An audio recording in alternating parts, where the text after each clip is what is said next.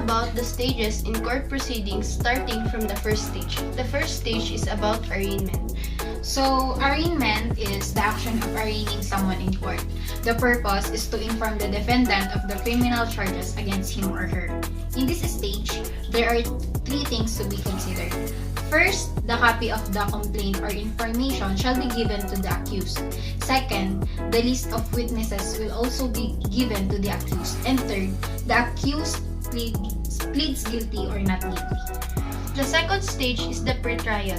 The court shall, after the arraignment and within 30 days from the date the court acquires jurisdiction over the person of the accused, unless a shorter period is provided for in special laws or circulars of the Supreme Court, order a pretrial conference to consider the following plea: bargaining, stipulation of facts, marking of evidence of the parties, waiver of objections to admissibility of evidence, modification of the order of the trial if accused admits the charge, but interposes a lawful defense, and lastly, such matters as will promote a fair and expeditious trial of the criminal and civil aspects of the case.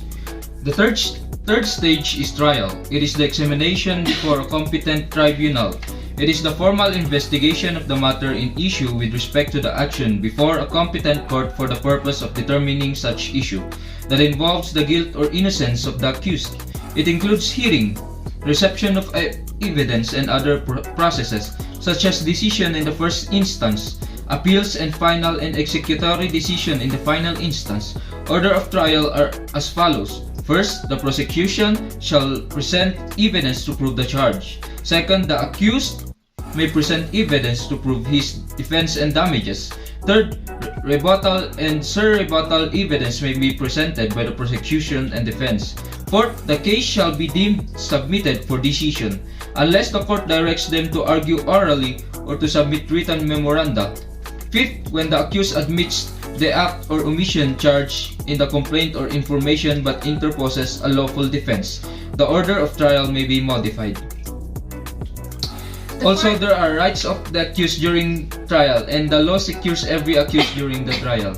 The fourth stage is the judgment. It is the adjudication by the court that the accused is guilty or is not guilty of the offense charged, and the imposition of the proper penalty and civil liability provided by the law on the accused. The judgment must be in writing. It must be prepared by the judge, and it must contain the statements of facts and law. The judgment is promulgated by reading it in the presence of the accused and any judge of the court.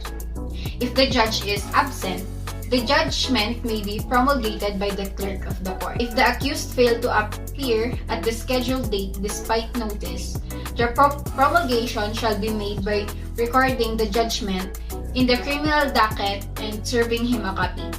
If the judgment is for conviction and the absence of the accused was without justifiable cause, he shall lose the remedies available in these rules against judgment, and the court shall order his arrest. The contents of the judgment. If the judgment is of conviction, shall state the following: the level of the legal qualification of the offense constituted by the acts committed by the accused, the participation of the accused in the offense, and the penalty imposed upon the accused. Now the fifth stage. Fifth stage is the new trial or reconsideration at any time before a judgment of convictions become final. The court may, on a motion of the accused or at its own instance but with the consent of the accused, grant a new trial or reconsideration.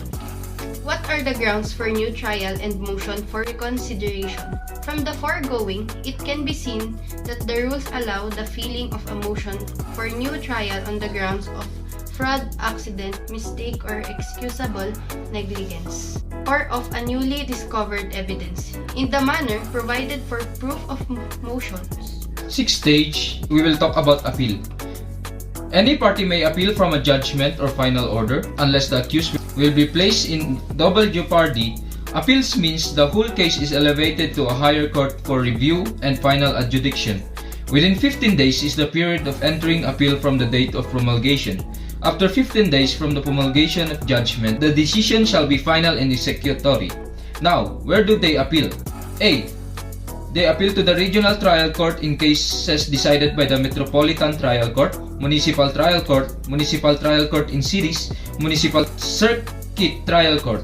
B. To the Court of Appeals or to the Supreme Court in the proper cases provided by law and cases decided by the Regional Trial Court. C. To the Supreme Court in cases decided by the Court of Appeals. So, that's it. Thank you for listening to our group discussion. We hope you all learned something. Great day, everybody.